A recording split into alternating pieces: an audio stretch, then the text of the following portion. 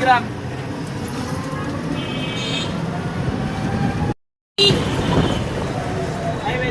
গ্রাম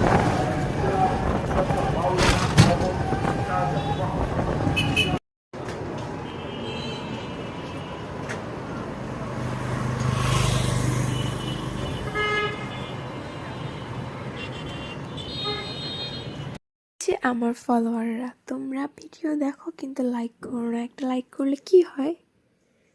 হাত দিয়ে শুধু একটা লাইক করে দিবা, আর কমেন্ট করলে করবা, না করলে না করবা, কারণ কমেন্টে অত